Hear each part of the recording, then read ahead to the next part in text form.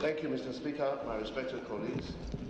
My name is Honorable Ade. Sorry, Honorable Yinka, I have not referred to petition. The petition is referred to the Committee on Public Petition. Honorable Yinka, please, you can now raise your point of order. Thank you, Mr. Speaker. Once again, I remain Honorable Ade Yinka Ajayi. I represent the people of Oduoti, Ifelodu, and Boyikwe local governments. Mr. Speaker, I'm from the state of Osun. Mr. Speaker, may I move a matter of urgent public importance under the rules of this House? And before I do so, Mr. Speaker, I'd love to apply that we suspend the relevant rules of the House order.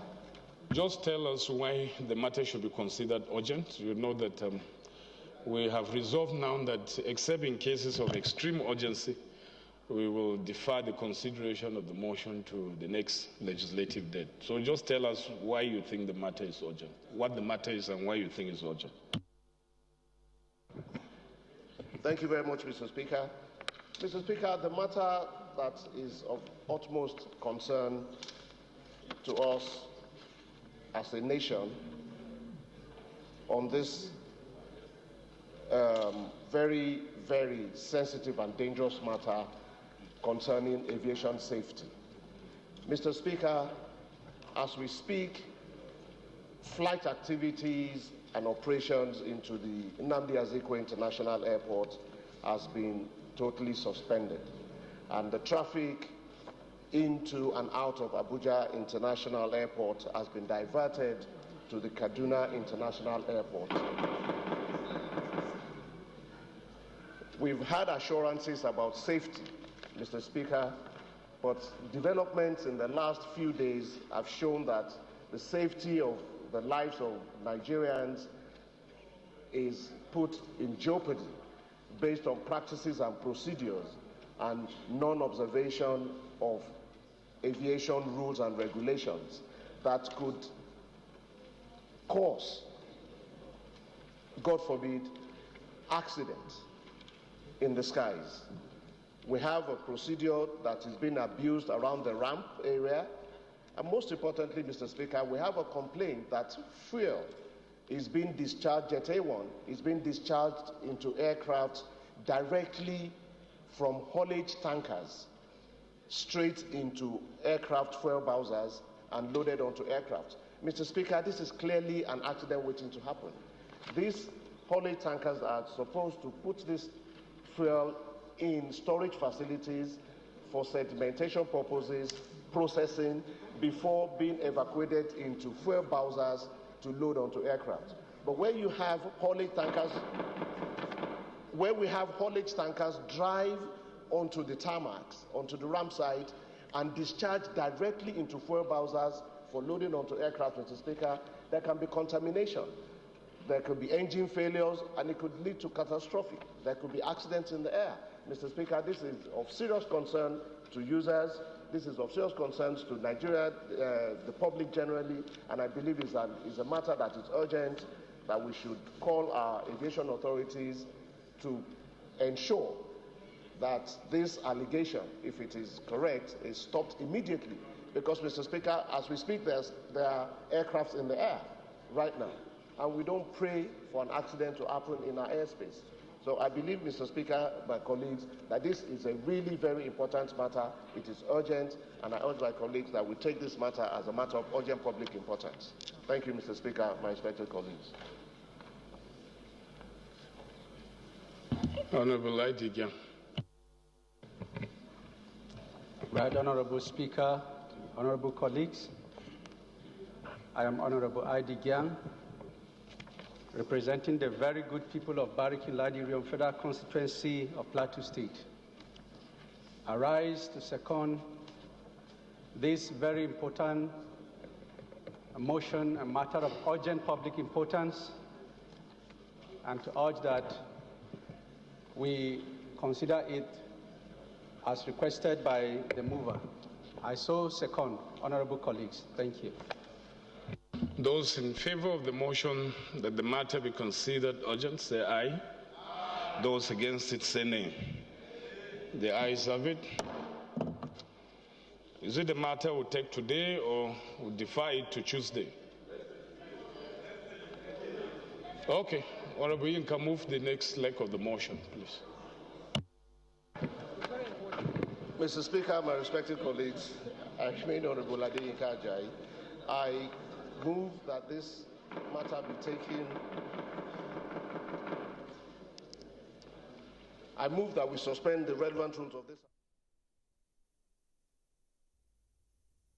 Have you join us again on the program from the National Assembly. I am Ignatius Nkwo. Well, in a short while, members of the House of Representatives will commence plenary for Thursday's sitting. Well, from the other paper of today's sitting, the House has scheduled 9 motions and 3 bills for consideration.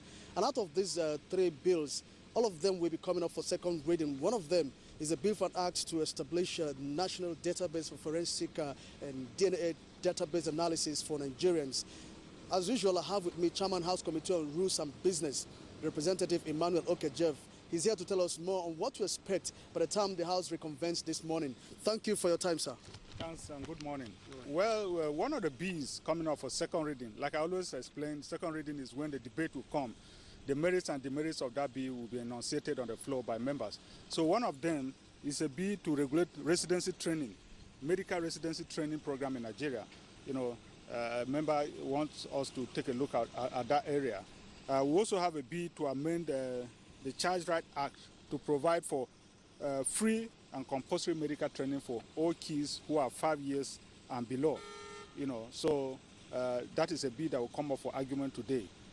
Like you mentioned, we also have 9 motions coming up for hearing today. One of the motions is to urge that more federal colleges of education be established, especially to take care of the needs of those who are physically challenged. It's a motion that will come up for.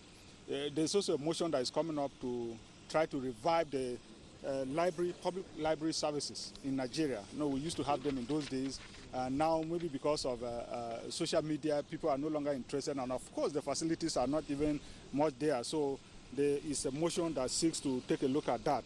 There's a joint agreement between the University of Abuja Teaching Hospital and a company called Crystal Top Nigeria Limited.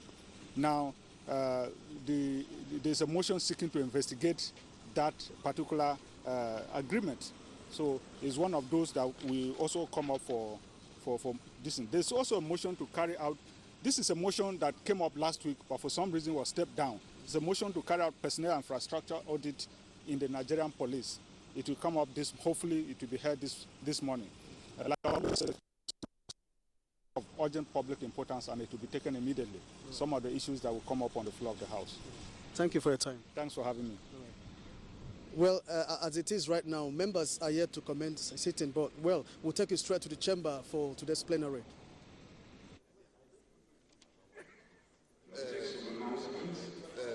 Mohammed, for arguing with the Deputy Speaker, kneel down there and raise your...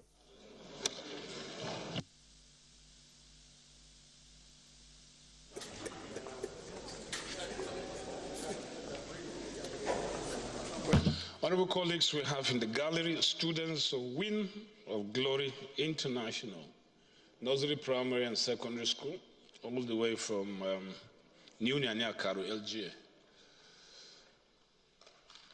A round of applause for them. Thank you for coming. Kindly take your seats.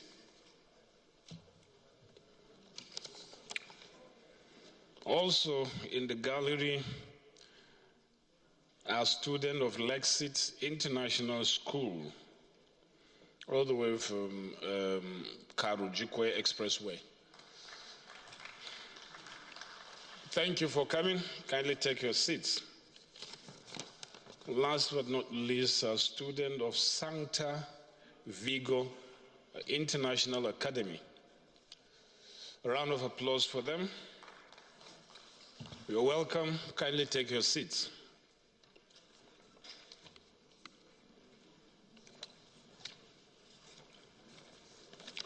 Any member who has a petition to present to the House may please rise to do so.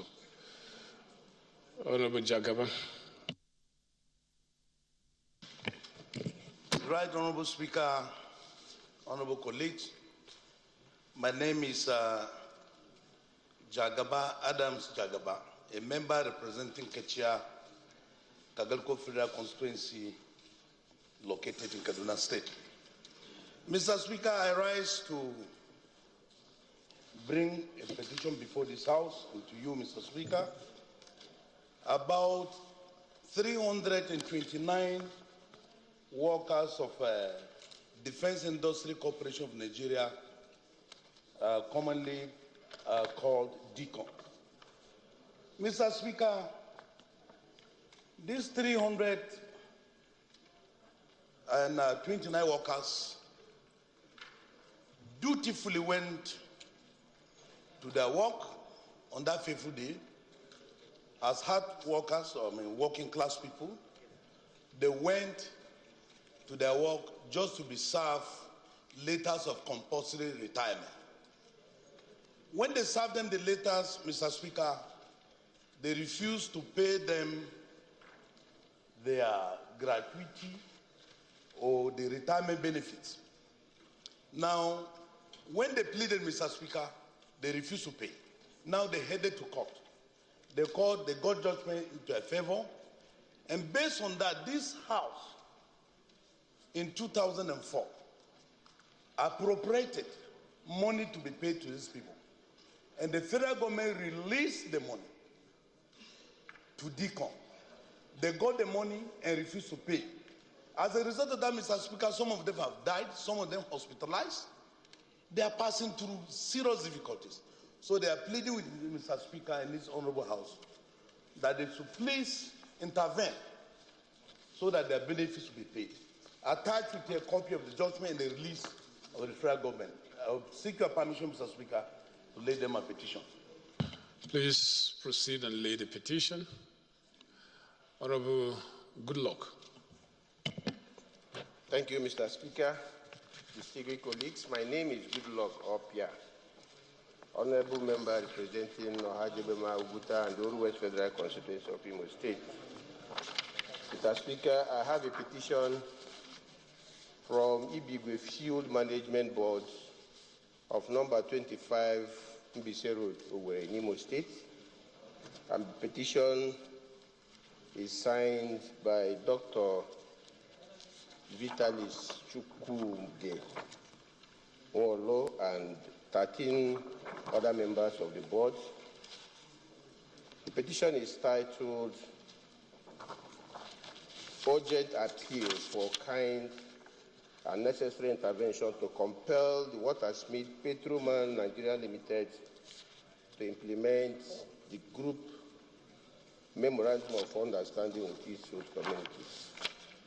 The Obigwe Fuels Management Board is comprised of stakeholders of Obigwe Oil Fields, made up of Ochia and Asa autonomous communities of Imo State. Mr. Speaker, the petition is against the Watersmith Petroman Oil Company Limited. Summary of the petition is that the Petroman took over the oil field from Shell Petroleum Development Company in 2007-2008, thereabouts, to explore, extract, and to lift oil from the community, and to ensure that the company has a safe, conducive, and secured mutual business relationship with the community. They entered into MOU in 2012. Not much was done of that MOU. The lifespan expired in 2014, yet another one was entered, this time in the office of the Deputy Governor of Imo State, who presided over the ceremony. But so far, Mr. Speaker, nothing has been done in all the group memorandum of understanding, and even the last one will soon expire next year. The board is praying the House, Mr. Speaker, to get the oil company to restore respect and implement the existing MOUs with a view to renewing them next year. I therefore seek the leave of Mr. Speaker and the House to lay the petition. Thank you, Mr. Speaker. Please proceed and lay the report. Honorable Soyinka. Mr. Speaker, my honorable colleagues, my name is Honorable Soyinka Olatuji, representing the good people of Surulere Federal Constituency from Center of Excellence, I'm a negotiator. Before me here is a petition from one top media communication against Atlantic Shippers Limited. Relationship between these two started in 2006, where top media communication was introduced to Atlantic Shippers for printing orders for the inner package, when there were shortage of this inner package as a result of ban on importation of inner package. Atlantic Shippers Limited requested many companies for designs, of which the top rank communication was picked, and an MOU was signed between top rank and Atlantic Shippers, dated back in 2010. Atlantic Shippers later tricked Atlantic Shippers tricked top media by asking for the soft copy of the design, which they did, and an Indian company was introduced there later, which led to the drastic engagement of top media communication. Then in 2014, Atlantic Shippers introduced a hot melt gun for the inner coated paper, and top media communication was asked to import a machine, which they did through a loan from Diamond Bank PLC. The bank demanded for an MOU, which was duly signed and signed by the Atlantic Shippers. After the importation and installation of this machine, the Atlantic Shippers decided not to engage top media in the printing business, which has led to a huge debt by top media communication to Diamond Bank Nigerian PLC. Now, the petitioner is asking for the House to come in and make that justice is done because of the fact that he believes it's a Nigerian company and the other one is an Indian company, and the Indian company has come over to take over from the Nigerian company. Can proceed and lay the petition. Honorable Koko. Thank you, Mr. Speaker, honorable colleagues. My name is Salisu Garba Koko. I represent Meyama Koko Basic Federal Constituency and from Kebbi State. Mr. Speaker, honorable colleague, I have a petition written by my constituent Mohammed Haruna Meyama, a superintendent of Nigerian Immigration Service, who was wrongfully dismissed from service. The complaint petitioned the Ministerial Committee on Staff Rationalization exercised in 1999 against wrongful removal from service. The committee reviewed his case and recommended him for reinstatement back to the work service. Up to this moment, Superintendent Haruna Meyama is still staying at home in the village against the committee directives to recall him back to the duty post. It is on this regard that I request Honorable Speaker to permit me to lay this petition before this Honorable Chamber for proper scrutiny and further legislative action. I so move the Speaker. Please proceed and lay the petition. Last petition presenter will be Honorable Ezuma. Thank you, Mr. Speaker. My name is Honorable Ezuma Francis Onyewuchi. I represent the Owerri Federal Constituency of Imo State. Mr. Speaker, I have a petition by the traditional ruler and the people of Agbala community in Owerri, North Algier. Mr. Speaker, this community also is the host community of the Anambra Imo River Basin Development Authority. Mr. Speaker, the alleged negligence by the Anambra Imo River Basin and the further allege that the Anambra Imo River Basin is illegally selling portions of the land donated to them by the community. Mr. Speaker, they are saying that in the 35 years of the existence of Anambra Imo River Basin, that no son or daughter of Abala community has been employed by the Anambra Imo River Basin Development Authority. And they are saying that there's no project standing in the name of Anambra Imo River Basin Authority in the community. They seek the intervention of this Honorable House, Mr. Speaker, that this anomaly be rectified. With your kind permission, Mr. Speaker, I shall proceed to lay this petition before this Honorable House. Thank you. Please proceed and lay the petition.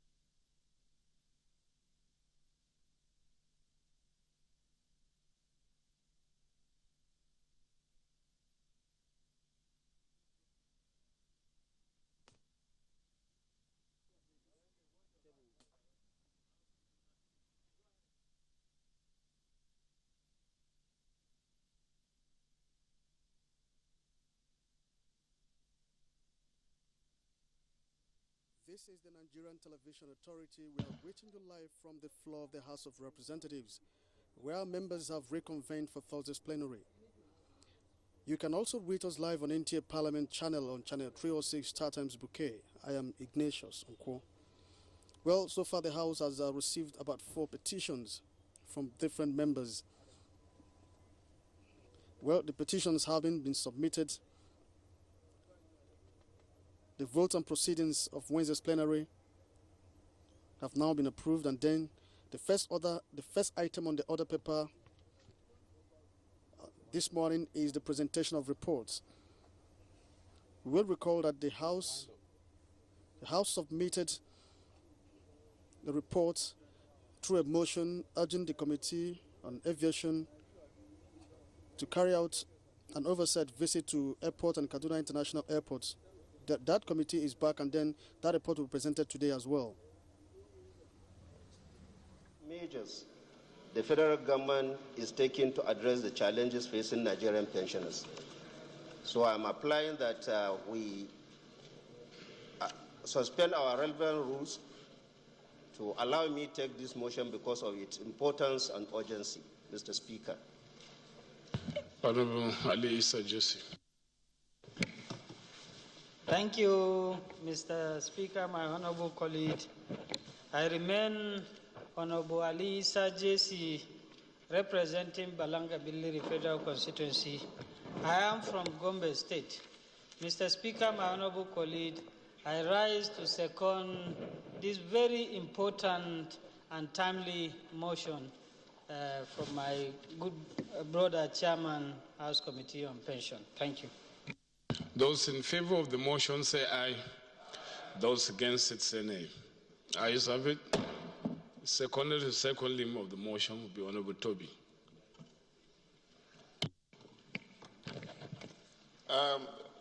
Honorable Speaker, honorable colleagues, I hereby second the second leg of the motion. I so second. Those in favor of the motion say aye. Those against it say nay. Ayes have it. Honorable Shekarau, you can now move your motion. Thank you once again, Mr. Speaker, honorable colleagues.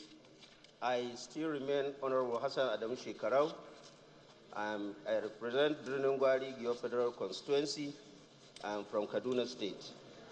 Mr. Speaker, honorable colleagues, my motion is on the need to invite the Honorable Minister of Planning and Budget, the Honorable Minister of Finance to appear and brief the House on what measures the federal government is taking to address the challenges of facing the Nigerian pensioners. This motion is sponsored by my humble self and 5 others. The motion goes. The House notes that challenges facing Nigerian pensioners is becoming alarming. The challenges cut across both the contributory pension scheme CPS and the defined benefit scheme DBS, and that inadequate financial provision is made in the proposed 2017 budget. Aware that on Thursday, 23rd March 2017, a motion on the same matter was taken by the House requesting the Committee on Appropriation to include the shortfall in pension liabilities in the 2017 budget, and further mandating Mr. Speaker to liaise with the Senate leadership to get the buy-in of executive branch and Mr. President Commander-in-Chief for an urgent solution to the problem facing Nigerian pensioners. The House concerned that the total liability of both the CPS of about 285 billion and that of the DBS of about 174 billion, which accumulated over the years, is worrisome. Cognizant of the fact that Section 173, subsection 1 and 2 of the 1999 Constitution, as amended, provide that pension is a right of every Nigerian worker without prejudice, and it is therefore behoves on the federal government to respect and fulfill this constitutional responsibility or provision. Therefore, the House resolved to invite the Honorable Minister of Budget and Planning, the Honorable Minister of Finance, to appear before the House on Thursday, 6th of April 2017 at 11 a.m. to brief the House on measures being taken by executive arm of the federal government to address the serious challenges facing the Nigerian pensioners with a view to ending the embarrassing situation. Mr. Speaker, honorable colleagues, I so move.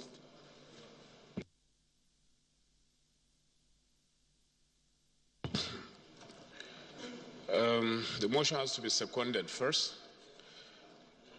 Honorable Zachary. Thank you, Mr. Speaker.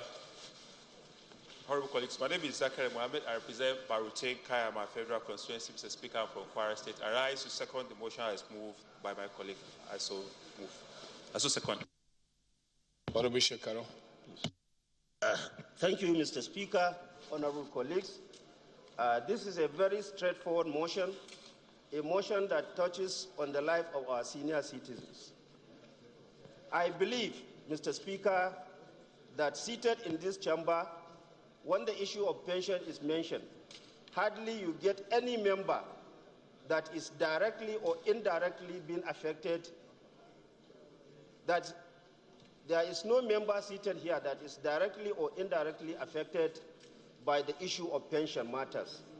So therefore, Mr. Speaker, recent engagement with the pensioners and other stakeholders revealed that this enormous problem that is facing the pension matters is so serious that requires holistic approach both between the legislature and the executive. Let me clarify that this issue of pension is not only an issue that will be handled in the way of like a blame game. Nobody is blaming the executive because it's a problem that accumulated over the years. But as I cited in the motion, it's a constitutional responsibility for any government to make sure that the plight of its pensioners is being considered and order, taken please, serious. honorable colleagues. So, order. honorable colleagues, it's a matter that requires concerted effort by both the legislature and the executive to make sure that we find a lasting solution on this problem. Last week, we highlighted the challenges pensioners are going through. Most of them are dying. Most of them are facing different ailments because of non-payment of these pension arrears. And let me clarify further, Mr. Speaker, honorable colleagues. All we are talking of this backlog of pensions started right from 2014 when serious shortfalls has started appearing in the national budget. And with that, that is why we have this quantum of money of 285 billion under the CPS, and then we have 174 billion under the defined benefit scheme. So, Mr. Speaker, it's so straightforward. Our aim is to invite these two ministers, let them explain what position they are taking to make sure that we solve these problems once and for all. And with this, I hope that honorable colleagues will support this motion so that we do the needful. Thank you, Mr. Speaker. Honorable Jagaba Damseka. Thank you, Mr. Speaker. Honorable Jagaba Damseka is my name, member representing Kachia, Kagalko Federal Constituency, Kaduna State. Honorable Speaker, right honorable colleagues, this issue of pension is becoming unbecoming. If you look at what is happening, people who serve this country diligently. At retirement, you discover that the effort they put in to make this country stand on its feet is being neglected. Mr. Speaker, I'm in support of this motion that they should invite these people. They should come and tell us why our pensioners are dying on a daily basis. Mr. Speaker, you know, and my colleagues all know, that most of them at times come to the gate of National Assembly to protest. Some die in the process. We today, at least we are receiving our salaries, we are being paid, and yet the economy is still harsh on us. What of these are heroes who work hard for this country? Today they are not receiving anything. Some of them have become incapacitated because of their service to this nation. And on retirement, they are not getting anything. And these are the people that constitute the highest contribution in terms of votes to make us come here. So I'm calling on this house to stand very, very firmly in support, a family to support these people. Because the moment there's no single member here that does not have pensioners in his constituency or his immediate family. In fact, some of us here are even pensioners. So I urge on this honorable house to support it. However, Mr. Speaker, I would love to bring an amendment that, because if we invite the Minister of Finance and that of Planning, we have to invite the managers of this pension, the funds of this pension. So, to come, because if not, if they're not around, the Planning Minister, the Finance Minister may say some things that need to be clarified by the pension managers. So, I propose that amendment should be made to that effect. Thank you very much, Mr. Speaker. Honorable Zachary. Honorable Jagaba, you have to write your amendment so that we can take it. Thank you, Mr. Speaker. My name is Zachary Mohammed. I represent Barutin Kayama Federal Constituency. Mr. Speaker, once again, I'm from Kwara State. Mr. Speaker, I just want to say that I commend Honorable Shekaru for bringing this motion, and that it couldn't have come at a better time than now. But I just want to say that all that we're facing in our history today as a country, we talk so much about corruption, but where did we sow the seed of corruption? It starts from here. Because those who have retired and served us diligently, that's Nigeria, and are seeing that, those who are in service are seeing that retirement benefits are not being paid on time, and we keep them in charge of our resources. They will be tempted to help themselves. And that's exactly why we are having corrupt practices everywhere, because they are afraid of it tomorrow. When they retire, what happens to you? How do I pay my bills? So, Mr. Speaker, by addressing this issue, the House is on the right path, and I want to call on honorable colleagues that we should support this motion and ensure that the ministers that we're inviting will come here so we'll have a very fruitful engagement. Secondly, Mr. Speaker, going forward, there must be legislations that will come out of these chambers so that they will guide order, please. Honorable colleagues, order. Payments of pensions. For instance, we should have a baseline of disengagement and when your pension should be paid, and that it should be paid first before even salaries are paid. That way, we will encourage those who are in service to work very hard, and at the same time, we will be building a legacy that will be worthy of emulation by other countries in the continent. Mr. Speaker, that's my submission. Goni. Thank you, Right Honorable Speaker Yakubu Dogara, initiator of Northeast Development Commission. I am Right Honorable Goni Bukar Lawan, member representing Burusari, Gaidam Yunusari. Mr. Speaker, sir, I'm from Yobe State. Mr. Speaker, sir, I rise to second the support the motion heavily moved by Honorable Shagari. The issues of pension in this country is becoming a problem. The number one priority of any government in the country or in the world, number one is to pay the salary. The secondly, to pay the pensioners. But today, in our countries, our servicemen, our retired civil servants are suffering from getting their allowances or their pensions. So, Mr. Speaker, being a representative of the people, I think it's good to all of us to support this very important motion. So I urge my honorable colleagues to please support this motion so that our people to get their right. I so submit. Chidoka. Thank you, Right Honorable Speaker, honorable colleagues. My name is Obinna Chidoka, representing Idemili North, Idemili South Federal Constituency of Anambra State. Right Honorable Speaker, honorable colleagues, I stand to join my colleagues in commending the good efforts of our colleagues who have just raised this motion. It is very important.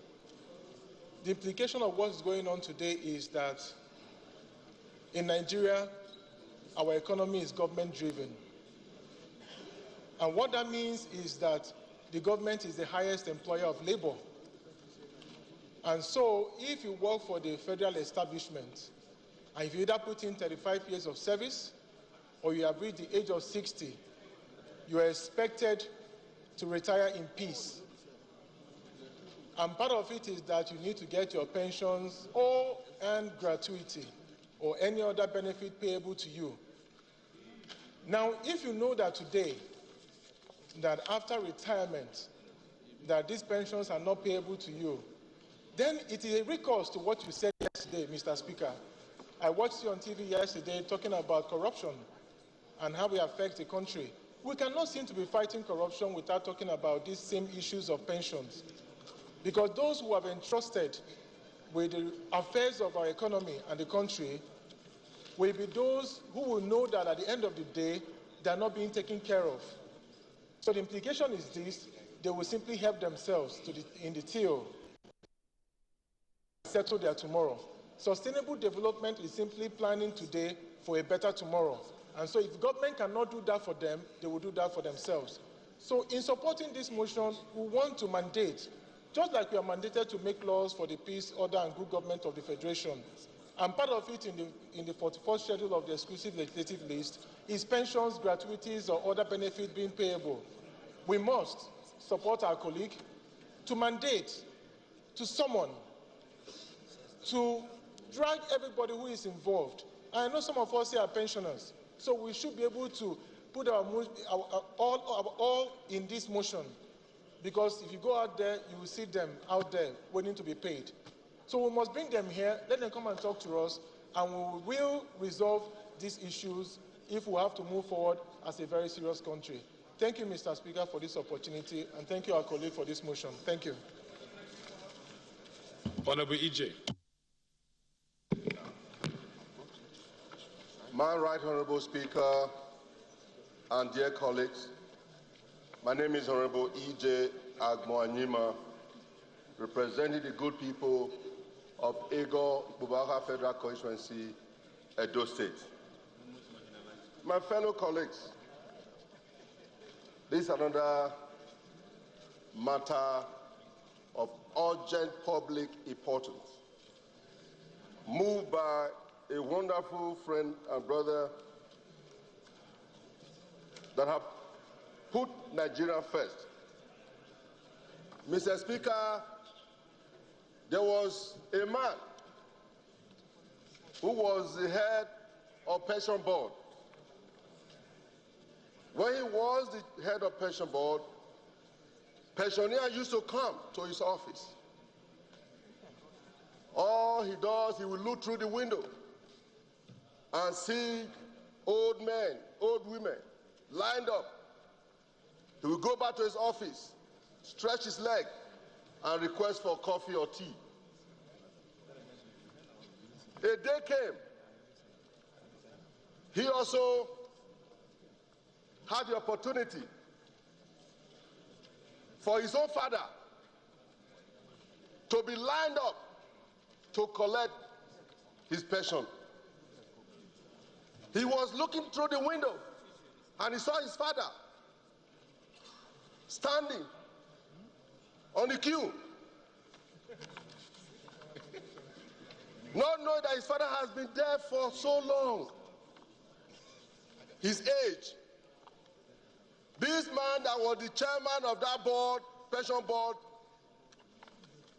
he was happy that people were suffering.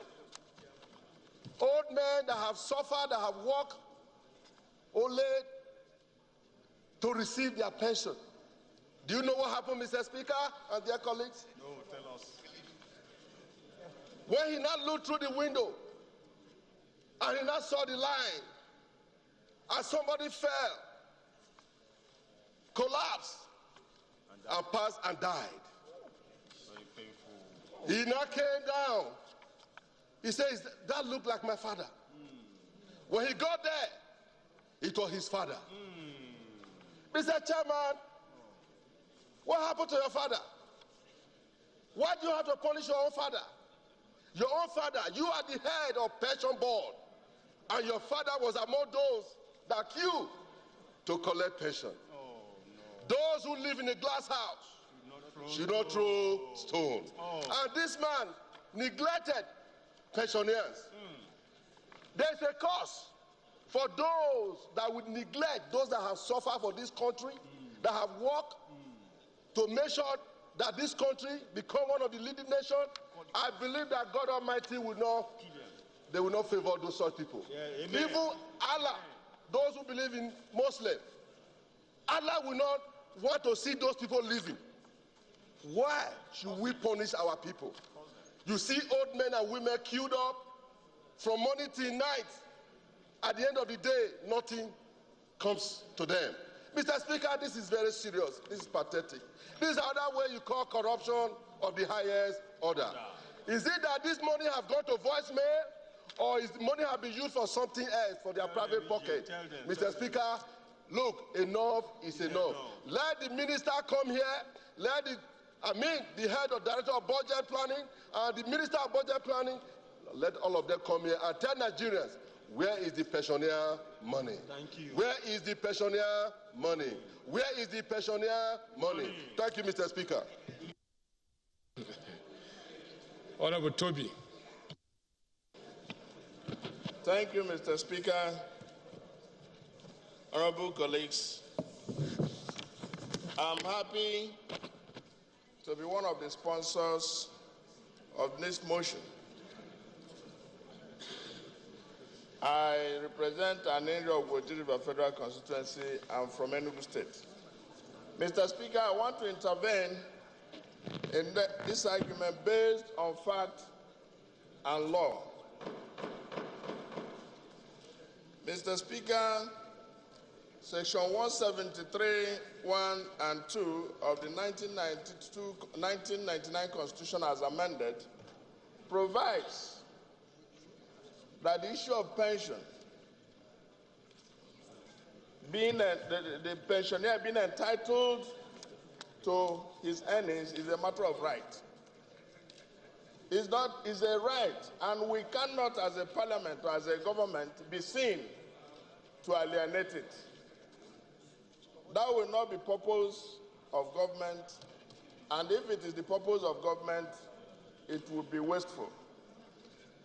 To that extent, I believe strongly that this parliament, under the current appropriation law, should be able to cure that defect.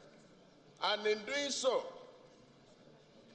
we would need to interact with members of the executive, primarily the Minister of Finance and the Minister of Budget and Planning. First, why is it that under 2016 Appropriation Act, where we provided for 50 billion, that it is only 18 billion that is being released, or is released up to date? Order, please, honorable colleagues. Order. Why is pension being treated as if it's capital expenditure? That is not right. These are earnings of our senior citizens. It is not a project, Mr. Speaker. It should be released as salaries are being released. So why is 50 billion being why we release only 18 billion as our 2016 Appropriation Act, which is still running? That adds to the challenges we have with the pension scheme. We need to know. Two is, why is it that Budget and Planning that has proposed through Mr. President an appropriation bill, why do we have a liability of over 300 billion? And we are making a proposal for only 107 billion. We need to understand. We need to know why and what is the plan based on which our senior citizens will be excused from this level of jeopardy. I don't think it is right for us to gloss over it. So I'm in all fours with this motion, and I would like us, like you rightly pointed, I was part of those who were with you when the pensioners paid a courtesy visit to you. And you rightly observed, Mr. Speaker, that look, if we do not address these challenges, it is the same reason that those who are on the saddle today would want to line their pockets and ensure that there's still the things they don't need in order to cure the imperfection of our pension scheme. They will need to make arrangements so that they can pay themselves pension after retirement, since the government cannot fulfill its obligation. What does it do? It is the greatest motivation for corruption if we can't attend to people who have not retired. So, Mr. Speaker, I believe strongly that first, we have to deal with releases. Two, the inadequacy of the appropriation now. And four, why is it treated as if it is a project? Why it's not a capital expenditure? We should release it as a when due. So based on this order, issues, please. I will say that we should be seen to fulfill the law. It is a requirement that those who are contributing, they have contributed, government should be seen to do its own part. It was our thinking that the Pension Reform Act of 2014 would have cured us these challenges. The pensioners are contributing their own, but government is not contributing its own. So I think that the prayer should be sustained and our colleagues should support it. Thank you very much. Honorable Ima. Thank you, Right Honorable Speaker, honorable colleagues. I'm Emmanuel Makojiegu. I represent Ida Lamela Odolu from the Baji Federal Constituency of Kogi State. Mr. Speaker, I rise, as a matter of fact, to profoundly support this motion that concern our able men and women who have passed through the rudiments of service Unfortunately, we have not properly gotten the target of ensuring that they are paid promptly. As a matter of fact, Mr. Speaker, the essence of inviting this, the Minister for Finance, Budget and Planning and others, I think is highly commendable because they need to really brief us. On our part, at the National Assembly, we have ensured that we have made provisions for the payments of these pensioners. But I think it has come to the stage now that the National Assembly will need to enhance our strict measure at monitoring that these payments are made promptly. And I think that is why the chairman on pension is really seeking the support of this House. And Mr. Speaker, we need to give the chairman this support to ensure that these payments are made as and when due. Not like Mr. Toby have earlier said, that this is not a capital project. It's a recurrent project cost that must be encouraged.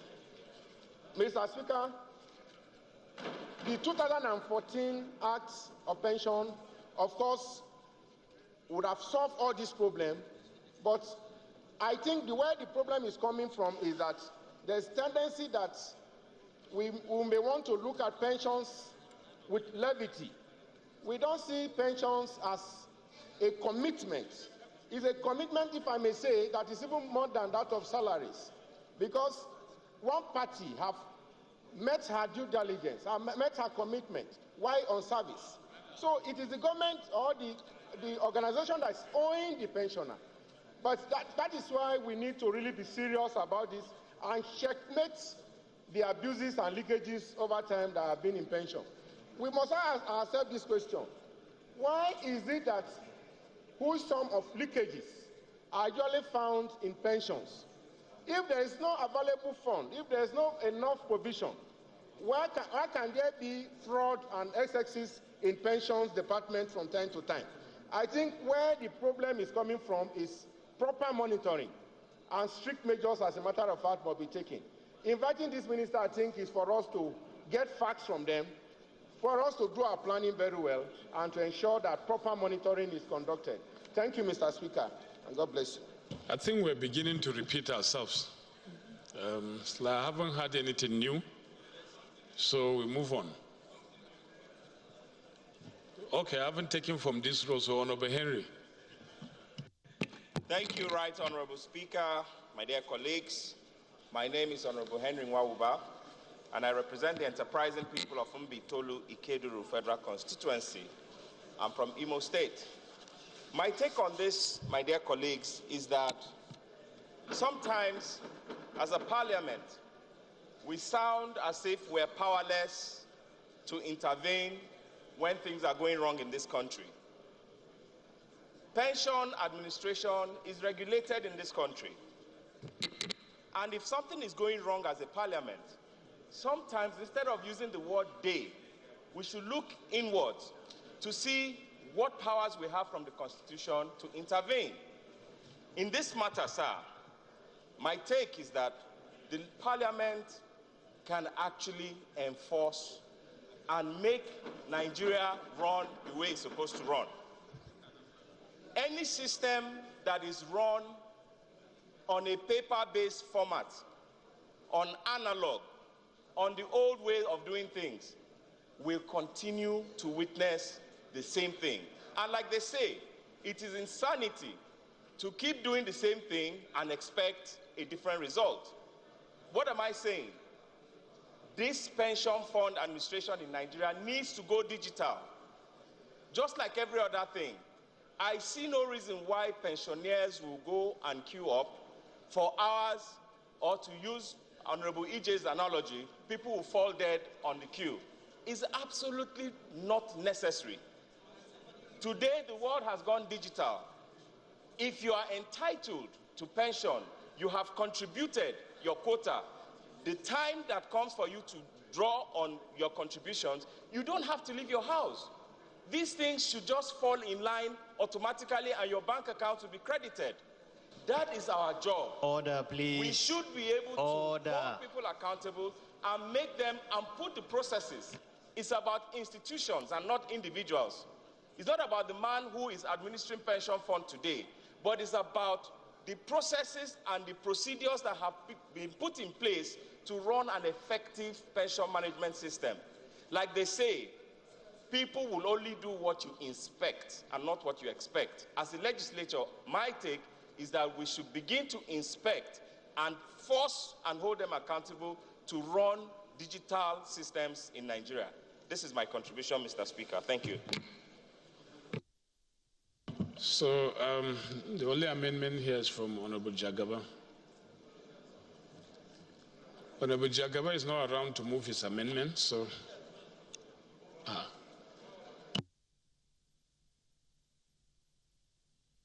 Yes, Mr. Speaker.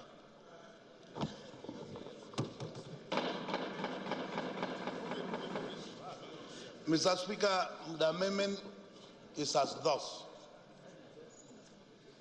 that the Minister of Finance and that of Planning and the pension managers appear before the House. The reason being that the Finance Minister and the Planning Minister may say something that may not really tally with the situation on ground. So the managers of these funds will be there to say one thing or the other. That's why I brought the amendment, Mr. Speaker. So his amendment is that in addition to the Minister of Finance and the Minister of Budget and Planning, the pension managers should be here with them. Seconder, Honorable Jarik Bey.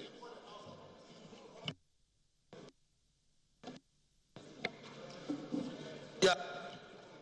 Committee? No. Yep.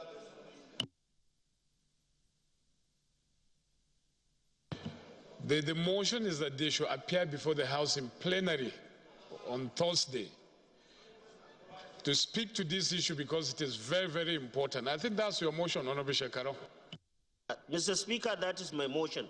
And the amendment is proposed by Honorable Jagaba. To me, is not related to the motion I moved. Because pension managers are different people that we have no challenge, we have no problem with them. The issue is the funding, which is the responsibility of the federal government. The only people that can come in attendance are the chief executives of Piankong and Pitat. They are only just to be in attendance and listen to what the minister and so. If there is any need for clarification, they can come open to do so. But pension managers, no, sir. No, they are. Okay, we have had. I think I'll put the question. There's an amendment from Honorable Solomon Marion, urge the federal government to provide bailout for the payment of arrears of pension. But the reason why the ministers are coming is to tell us where the money is. If there's no money, that's when you can talk about bailout. Maybe the money is embedded somewhere. So I'll put the question. Those in favor of the motion say aye. Those against it say nay. The ayes have it.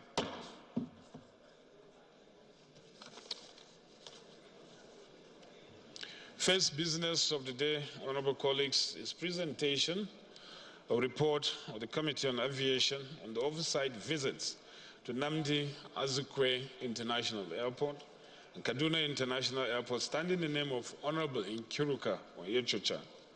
Honorable members will recall the matter was referred to the committee on Thursday, 23rd March 2017. The report is ready for presentation.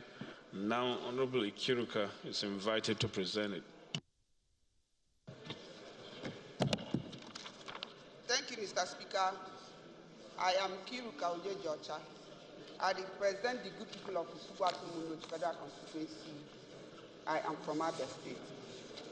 My move that the House do receive the report of the Committee on Aviation on the oversight visit to Nnamdi Azikiwe International Airport and Kaduna International Airport. I so move. Many seconder. Honorable Jega. Thank you, Honorable Speaker. My honorable colleagues, my name is Mohammed Umar Jega. I represent Aleoru Gondu Jega Federal Constituency of Kebbi State. I rise to second the motion that this House do receive the report from Aviation Committee. I so second. Thank you. Those in favor of the motion say aye. Those against it say nay. Ayes have it. Honorable Nkiruka, please proceed and lay the report. Honorable members, the second business of the day is presentation of two reports of the Committee on Public Petitions, standing in the name of Honorable Uzoma Nkema Bonta. Honorable members will recall that the petitions were referred to the committee on Thursday, 26 January 2017 and Thursday, 27 October 2016, respectively. Reports are ready for presentation. Honorable Abonta is now invited to present them.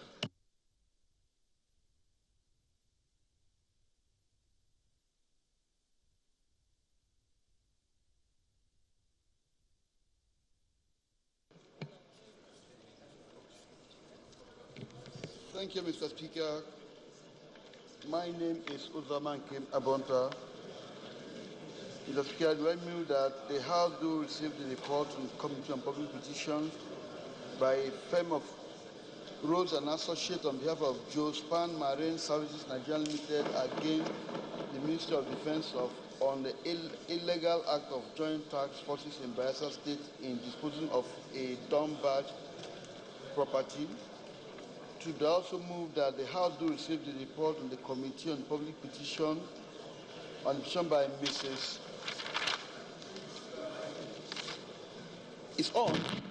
Mrs. Mike Ozokome Chambers on the unlawful seizure and vandalization of two ships belonging by his clients in the Nigerian Navy. I so move, Mr. Speaker. Honorable Ismaila Gadaka, second.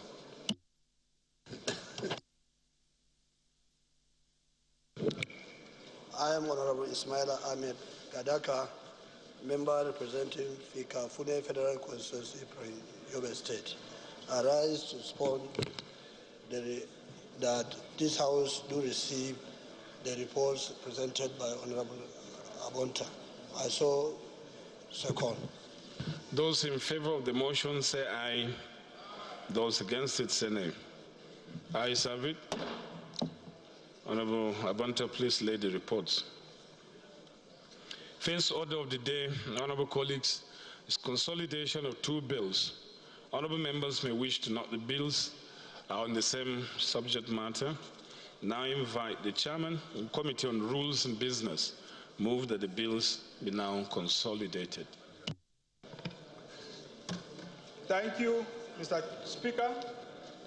Okay, Jeff. I represent the good people of Buruku, my dear colleagues. I'm from Benue State.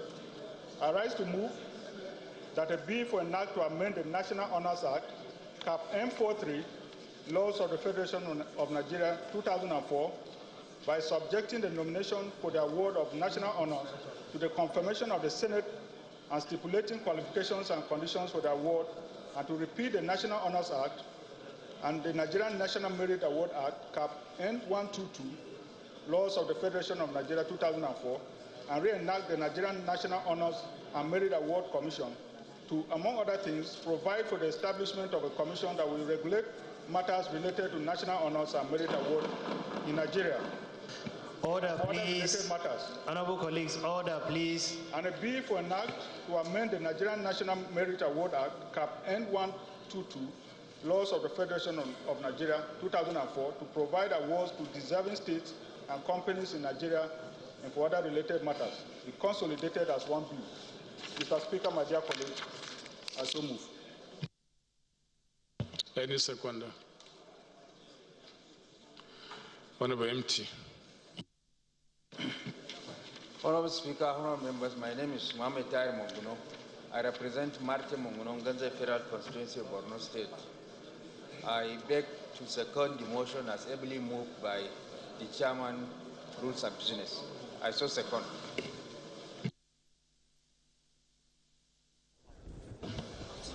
Those in favor of the motion say aye. Those against it say nay. The ayes have it.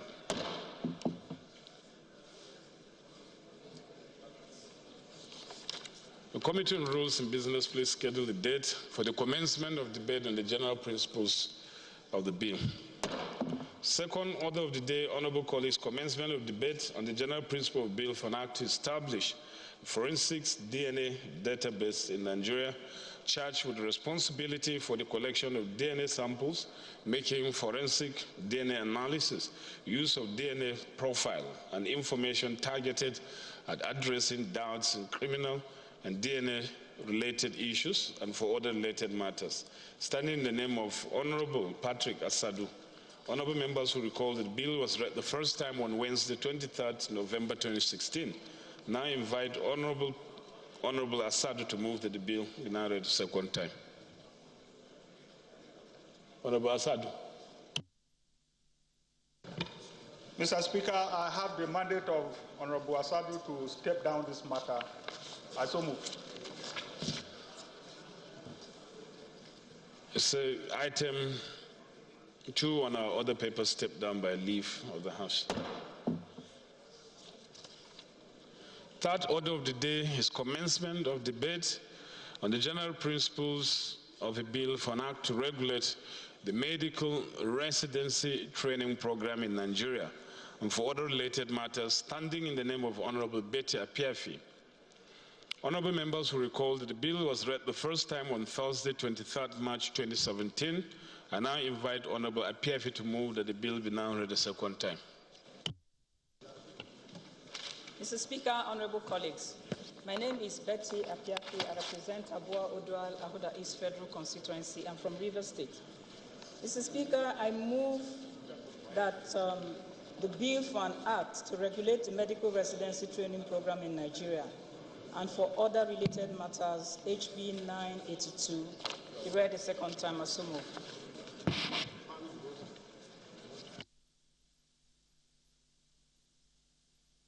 Honorable Abiodun. Thank you, Mr. Speaker, honorable colleagues. My name is Olashukwu Abiodun. I'm from Oyo State. I represent Isen Itesiwaju Kajolaniwaju Afera constituency. I rise to second the motion moved by Honorable Betty Apiafi. I so move, Mr. Speaker.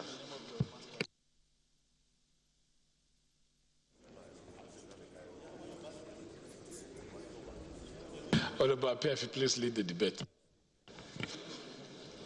Mr. Speaker, honorable colleagues, I rise to move that this House looks at this bill. The residency training program is a postgraduate education program involving specialist doctors and dentists who have acquired the basic degrees in medicine, and on completion of the training, they aspire to be specialists in their various fields of endeavor. The program in West Africa, 80% of the institutions for this training are located in Nigeria. And the National Postgraduate College at Ijeniki, that is the National Postgraduate College at Ijeniki, the West African College of Surgeons, and the West African College of Physicians in Yaba.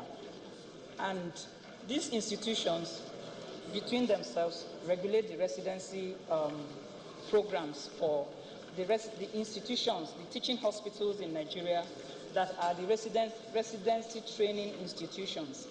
Over the years, the residency training program has recorded many landmark achievements. Unfortunately, the program has been affected by a lot of challenges, leading to frequent strike actions by resident doctors who over the years, under the Association of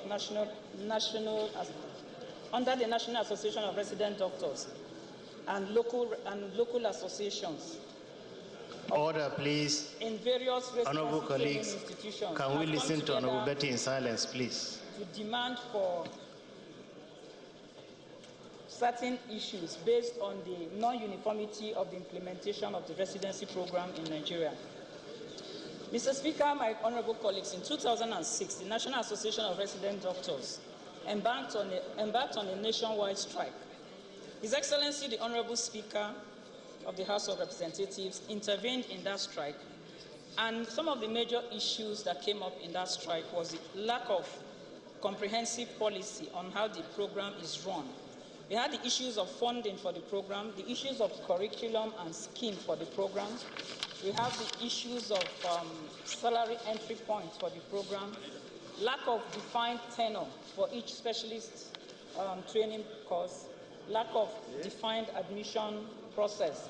The non-uniformity in the implementation of remunerations in the residency training program has resulted to a lot of strike actions, and the major industrial disharmony we are having in most of our hospitals is actually based on the fact that the residency program is not regulated.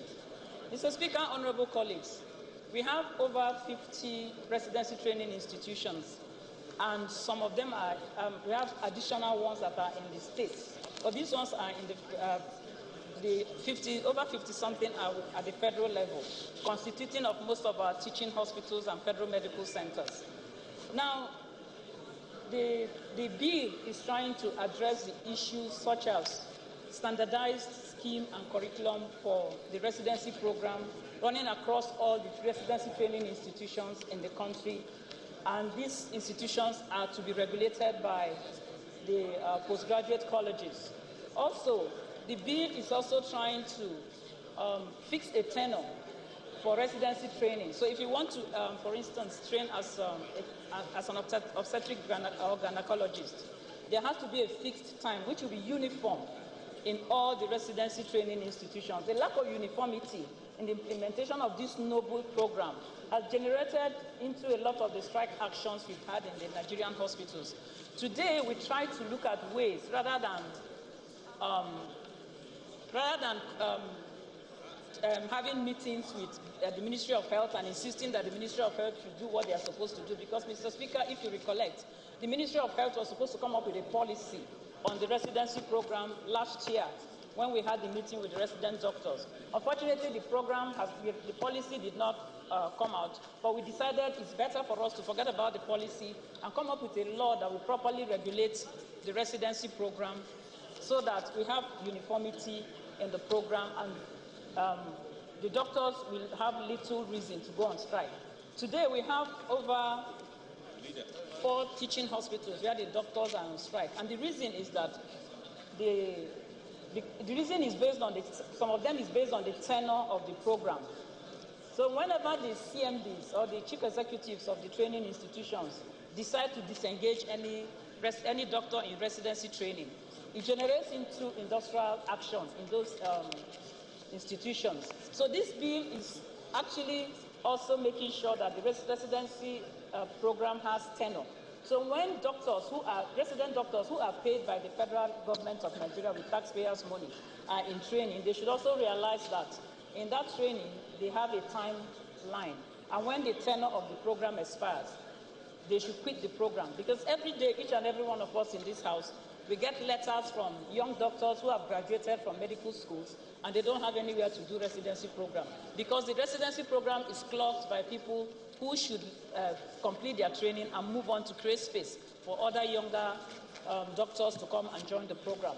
So part of the bill is to make sure that there is a timeline for every specialist course, and this will be advertised and published in the institutions that are regulating the residency program, so that doctors know they are supposed to spend so many years to finish this program. And the government is also now supposed to pay for only one examination for the resident doctors.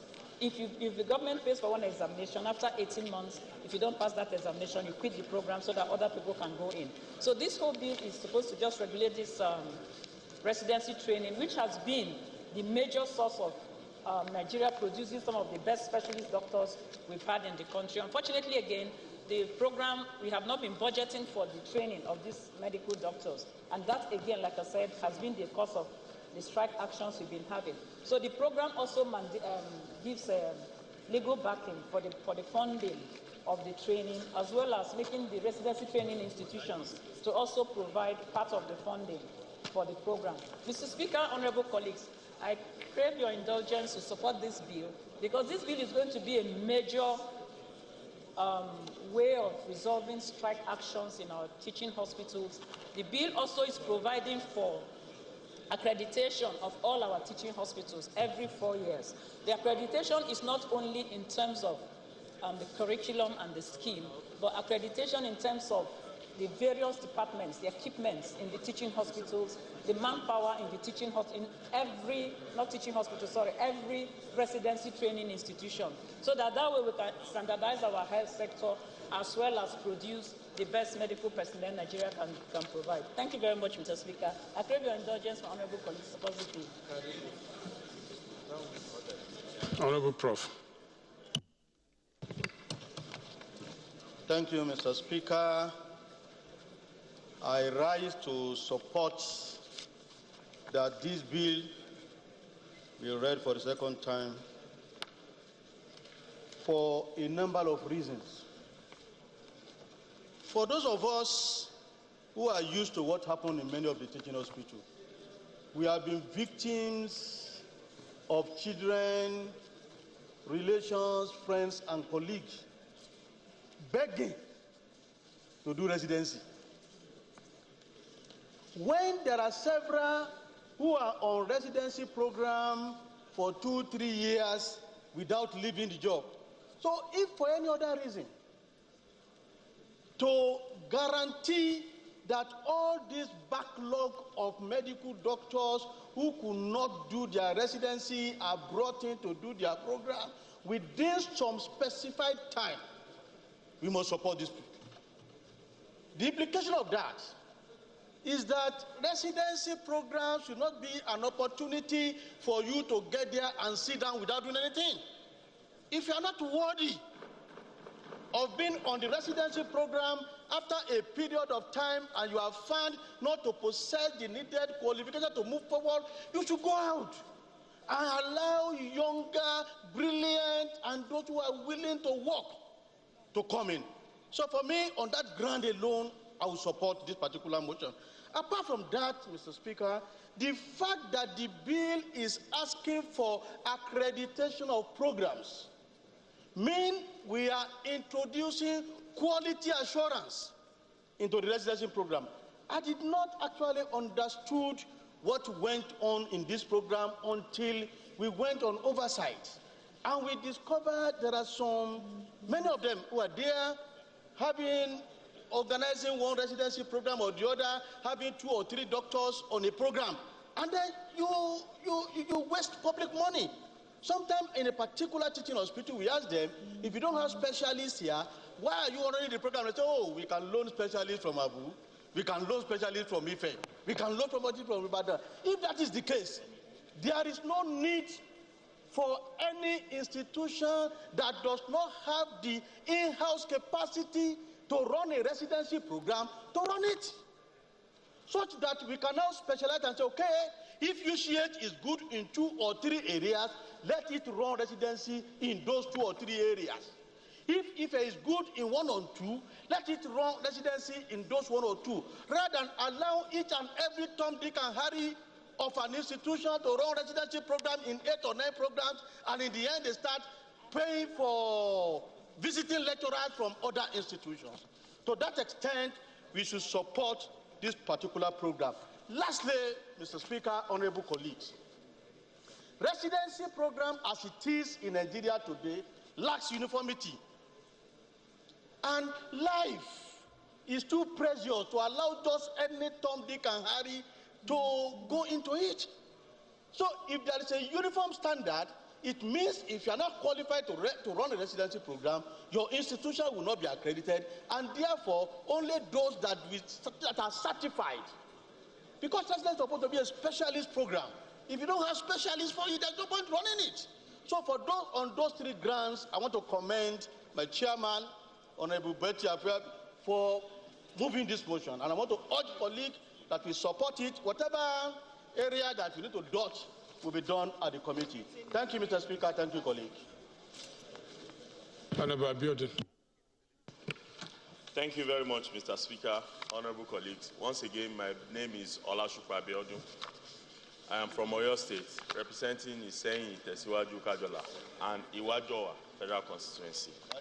Mr. Speaker, I want to lend my voice of support to this bill. without wasting much of our time, Mr. Speaker will recall most part of last year you were involved seriously in an effort to bring sanity and solution to the incessant strike in the health sector as per the issue of the residency of doctors. Some of us that were involved in this effort, we saw the extent you went at bringing sanity to the residency program and to the health sector in general. But Mr. Speaker, after all your efforts, what do we have? We still have the same problem.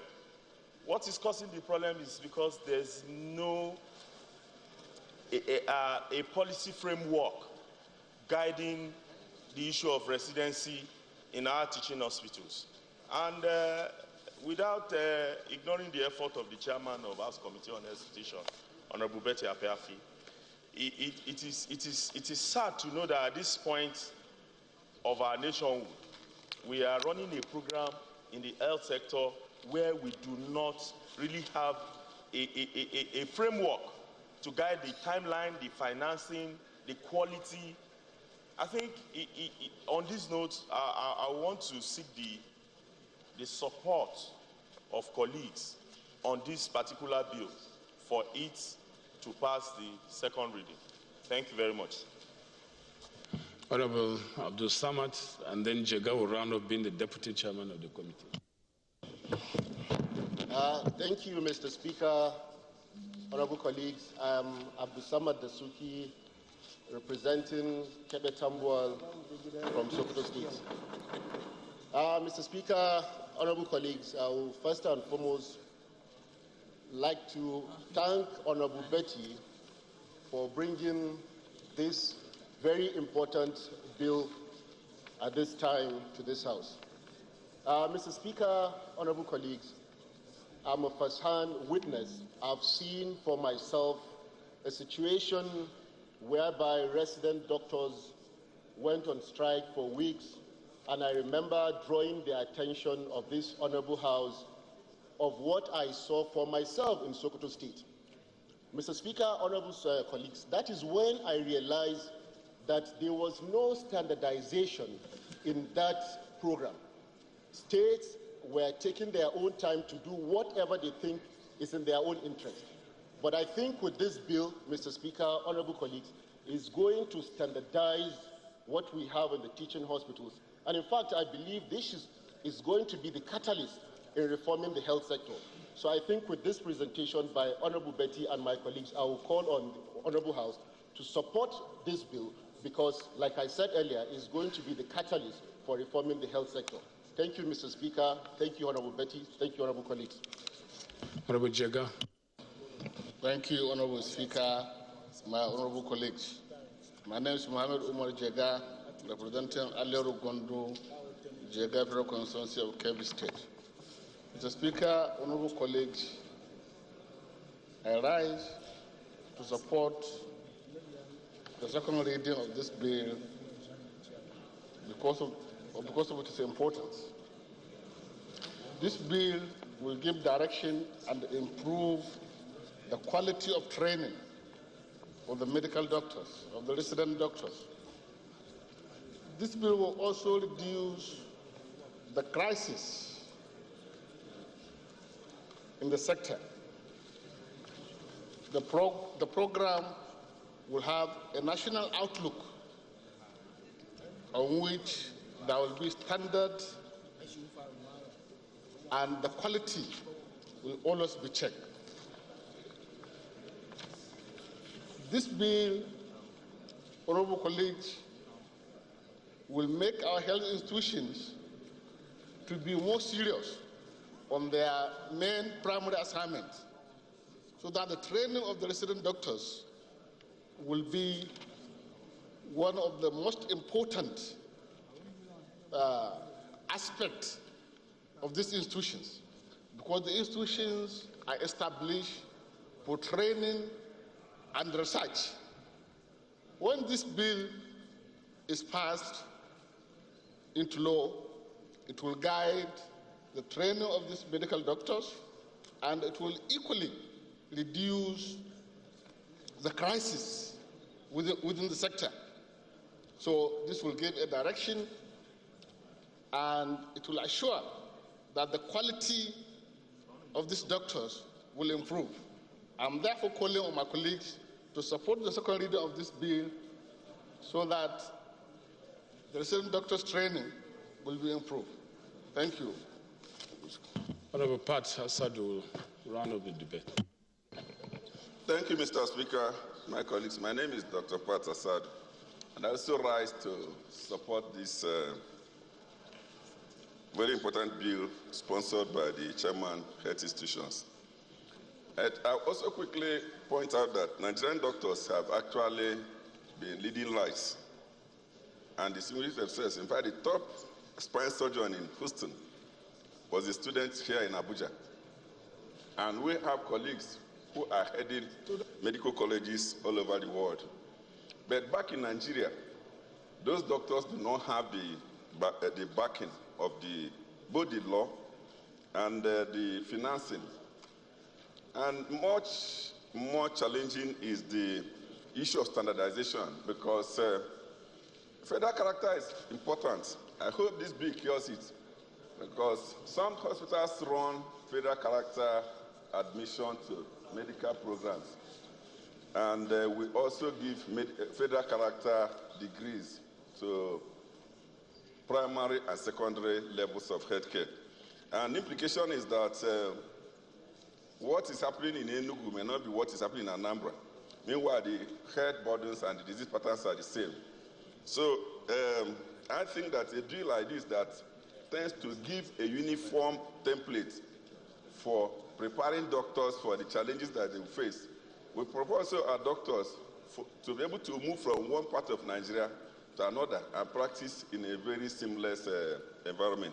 More importantly, like Prof was saying, the medical college had always been founded on you either you pass or you die, which is you have a time limit within which to make your residency and get your second degree sorted out, or you leave. But over time, because of the pressure from politicians like us and other leaders, you have seen residents who have stayed over, and what they call supernumerary residency should actually not be part of the Nigerian medical program, because that is probably where we tend to get into having doctors who are not reading to qualify at that point in time.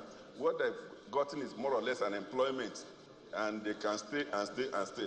So I think that this bill, especially because the chairman is also working on amending the National Postgraduate College Act, because the Nigerian Postgraduate College Act had established templates for doing the exams, but not the training and not the preparation of those who train the doctors.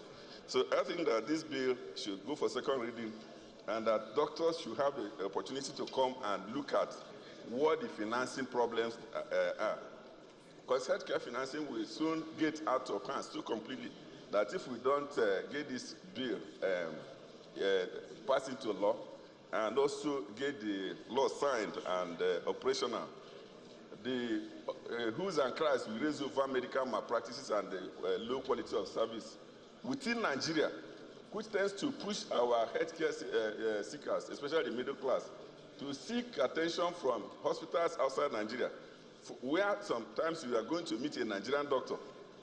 Maybe your colleague who left here and is in London, you are going to London to see him when he could have been in Nigeria practicing. But the environment, the equipment, the law, the framework, the protection, the insurance for his practice is not there. There is nothing. I hope this bill will also make a room for insurance. But since we are going to all work on it at the second reading, I think this bill is a wonderful one, and we should all give it support.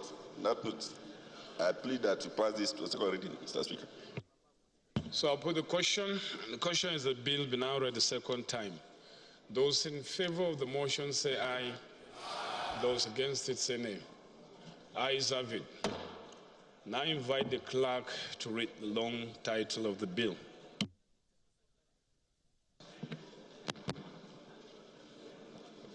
Honorable Speaker, honorable members, a bill for an act to regulate the medical residency training program in Nigeria and for other related matters. Second reading.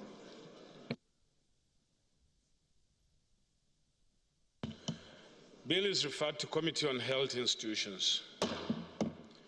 Fourth order of the day, honorable colleagues, commencement of debate on the general principle of bill for an act to amend section 13, subsection 1 of the Child's Right Act to provide for the right to free and compulsory medical treatment for every child below the age of 5 years, and for other related matters, standing in the name of Honorable Asabe Vlita Bashir.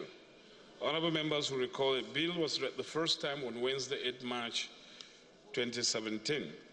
I now invite Honorable Bashir to move that the bill be now read a second time. Mr. Speaker, I move to step down item number 4 on the order paper as Honorable Bashir is not around. I so move. Item number 4 on the order paper, step down by leave of the House.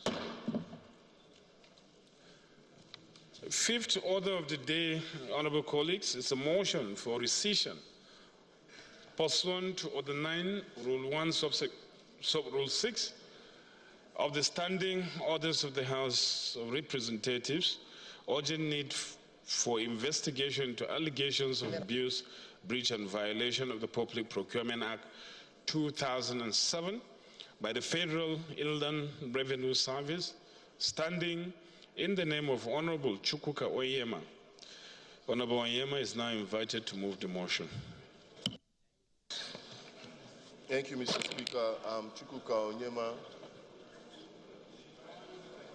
I represent Ogbaru Federal Constituency of Anambra State. Who is raising a point of order? Okay, Prof. Thank you, Mr. Speaker. I come under Order 9.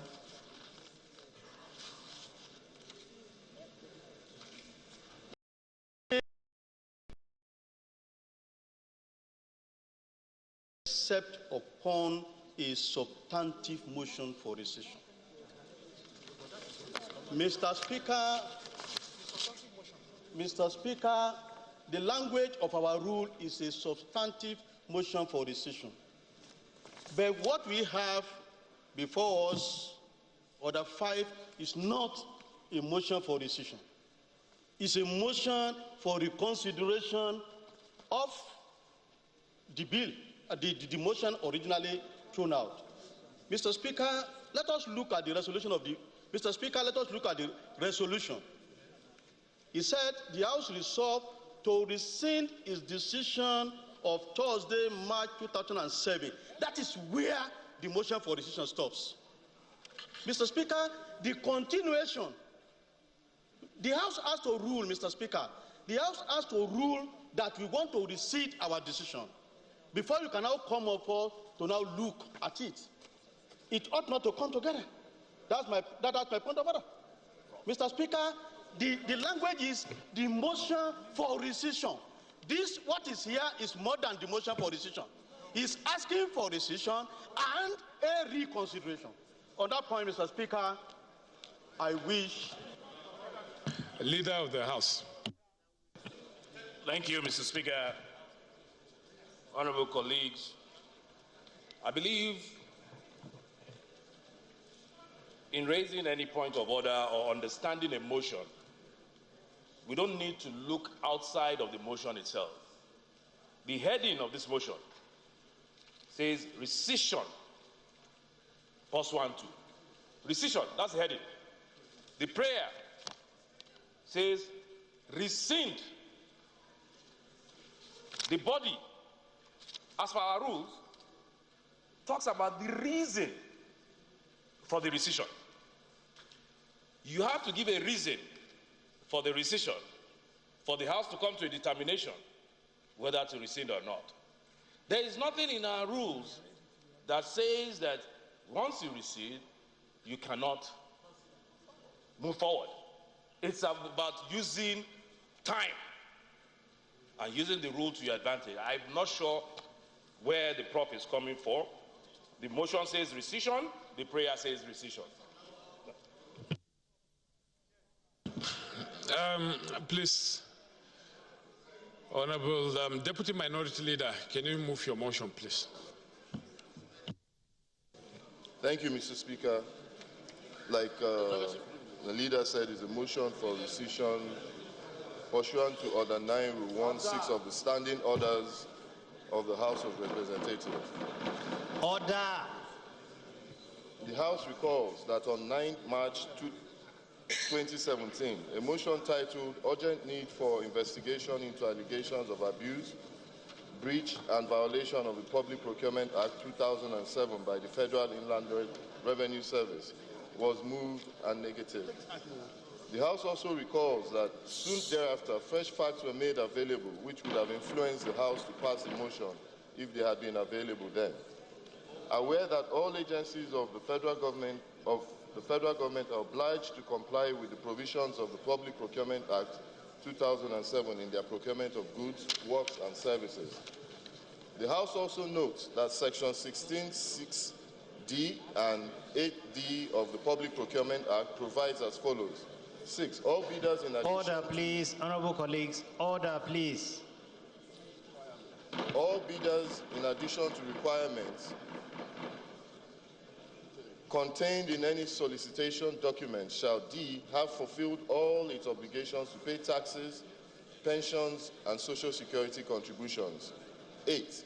Whenever it is established by a procuring entity or the Bureau that any of or a combination of situations set out exists, a bidder may have its bid or tender excluded from any particular procurement proceeding if the House also notes that Section 6(3) of the Industrial Training for ITF Act 2011 provides that any supplier, contractor, or consultant bidding or soliciting contracts, businesses, goods and services from any federal government ministry, department, agency, commercial, industrial, and private entity shall fulfill statutory obligations of its employees with respect to payment of training contributions to the fund. The House is also aware that on 7 December 2016, the Federal Inland Revenue Service awarded a contract to Active Solutions Integrated Synergy Limited for the deployment of revenue monitoring solutions on telecommunication companies, specifically for international voice, internet, and other value-added network services to the FIRS. The House is concerned that the FIRS awarded the contract to ASISL, notwithstanding the fact that the company was incorporated at the Corporate Affairs Commission on 2nd December 2016, just 2 working days before the award was made, which is indicative of the fact that the provisions of the Public Procurement Act 2007 and other subsidiary legislations were not complied with. The House further notes that the FIRS recently engaged the services of 100 tax consultants to conduct tax audit and assessment of companies in Lagos, Abuja, and Port Harcourt. However, the engagement process was not made public and was not competitive as required by law. The House is also concerned that the current anti-corruption war will be frustrated if statutory breaches like this are allowed to continue unchecked, and that it will promote mediocrity, chronism, and may undermine the purpose of inbuilt checks in the procurement system. The House therefore resolves to rescind its decision on Thursday, 9 March 2017, and mandate the Committee on Public Procurement to investigate the above allegations and report back to the House in 6 weeks for further legislative action. I so move, Mr. Speaker. Chairman, Rules and Business. Thank you, Mr. Speaker. Okay, Jeff. I represent the good people of Buruku, my dear colleagues. I'm from Benue State. Mr. Speaker. Are you seconding? Hembe, can you second it first? Thank you, Mr. Chairman, Mr. Speaker, honorable colleagues. My name is Herman Hembe, Constitutional Federal Constituency. Mr. Speaker, I rise to second this all-important motion that will rescind the decision and consider this motion. I so second. Okay, Chairman, Rules and Business, what is your guidance? But you know that you listed the motion. I listed the motion quite all right. No, if the House, no, true. If the House is giving me Order, permission, please. Order, please. it's just to guide the House. If you look at the wordings of Order 9, Rule 16, which, under which this motion is moved, and under which the professor brought the point of order. The professor had the point, all right. The only problem is that he went for the juggler. It is okay to come to rescind the previous decision, but to go on as if after rescission we have granted the prayers, I think it's not right. After the rescission, the motion will have to be moved again and argued. That is the position. Abinu Shagari. Yes, thank you very much, Mr. Speaker. In the first instance, I was thinking in line with what Honorable Jave and Prof was thinking. But when the leader spoke and I looked at the prayer is the operating clause here. Once we now look at the prayer and approve it, we are home free. I think that solves the problem. So the prayer is the main issue. Once we vote on the prayer, it's okay. That's yes.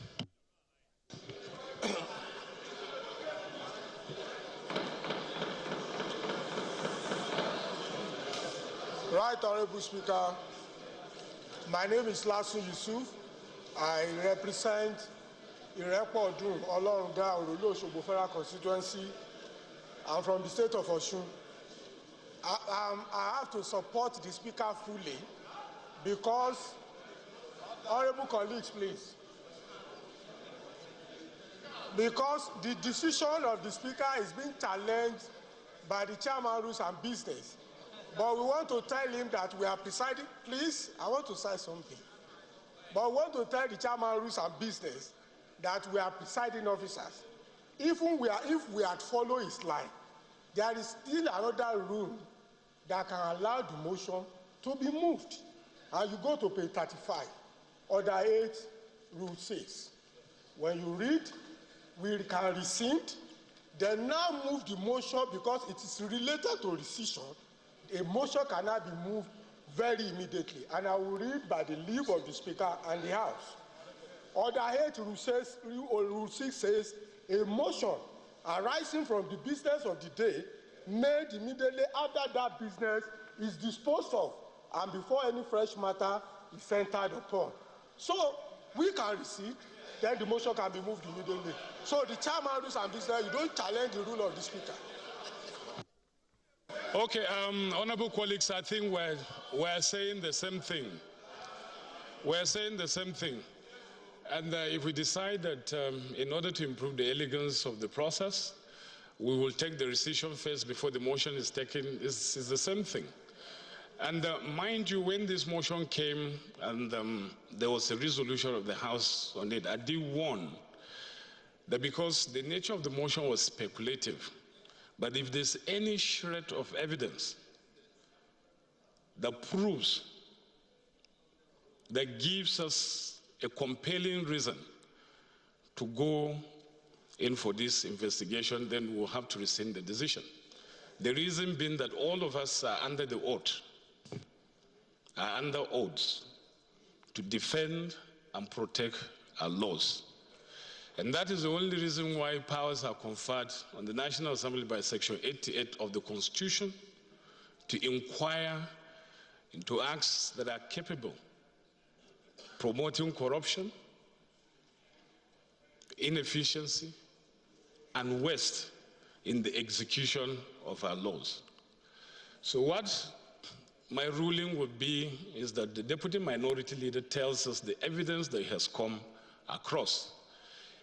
And then once that evidence tendered, if it is accepted, then we have the moral responsibility to say whether we will go ahead and investigate in line with the powers conferred on us under Section 88 of the Constitution, or we will not.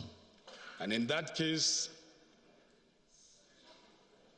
we will be setting a precedent that will affect other motions that will come here alleging that there have been breaches in some agencies of government. So I want to say this so that it is clear to us about the decision that we're about to take. So the motion has been moved, it's been seconded.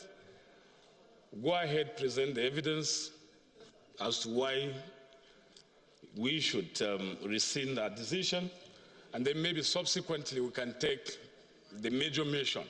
Let's take the motion for rescission today, and then we'll come with another motion for consideration.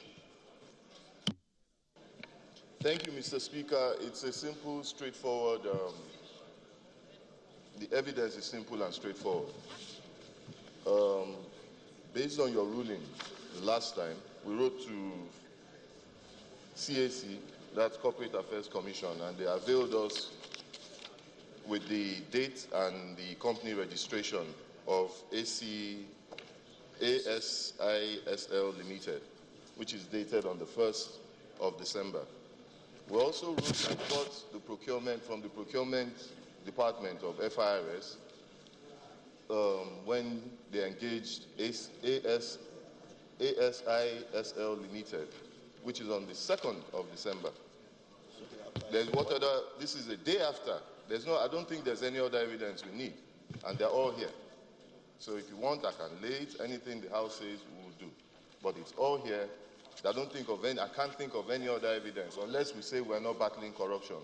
I so move, Mr. Speaker. So the nature of the evidence is that the company was registered 2 days, a day and the next day, given the contract.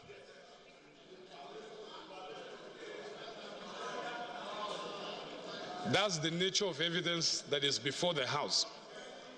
A company that was registered today and then the next day is getting a contract.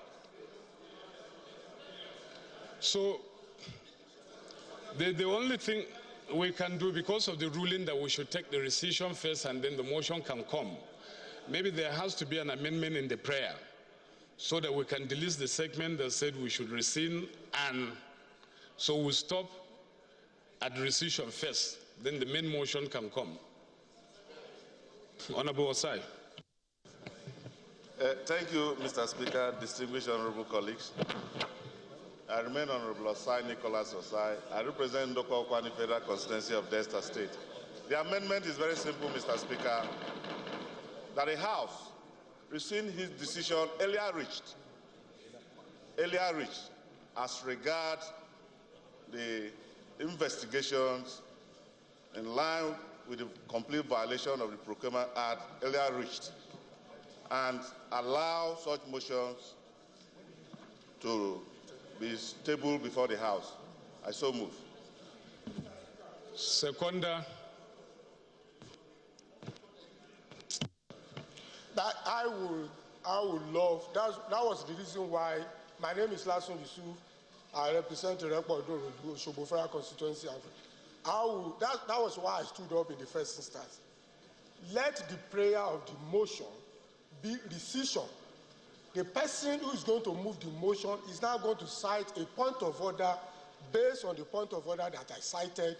He is adequately covered and protected to now move a substantive motion based on that rule. So let the prayer be the decision. The man will call for a point of order, he cites it, and he moves his motion if you rule accordingly. That is the elegance of the parliamentary thing. Right? Well, yeah, if we want to proceed that way, there's no problem. It's covered by our rules as well, but I thought we should break it before the consideration. But if he's prepared to move it, I don't have any problem with that. So, seconder will be Honorable Prestige Osi. Thank you, Right Honorable Speaker, distinguished honorable colleagues. My name is Honorable Prestige Osi, member representing Aba North, Abasa Federal Constituency. Mr. Speaker, I'm from Abia State. I rise to second this motion ably moved by Honorable Nicholas Osai. I so second, Mr. Speaker. So those in favor of the amendment say aye. Those against it say nay. Ayes have it. Those in favor of the motion as amended say aye. Those against it say nay. The ayes have it. So it's for the Deputy Minority Leader to decide if he wants to take the motion immediately or postpone it. Well, this is where we'll call it a day on today's live broadcast of Thursday's plenary. So far, the House received 4 petitions and then considered one bill which passed for second reading. Well, that bill tends to provide for the regulation of resident doctors in Nigeria. And then another motion which was keenly contributed to. That is a motion on the need to address the plight of Nigerian pensioners. The House resolved to invite the ministers of Budget, National Planning and Finance to come to the House and brief them on how best to address the plight of Nigerian pensioners. Well, we'll now hand you over to our studios for the continuation of the scheduled programs for the day. On behalf of the crew, I am Ignatius Nko. I say bye for now.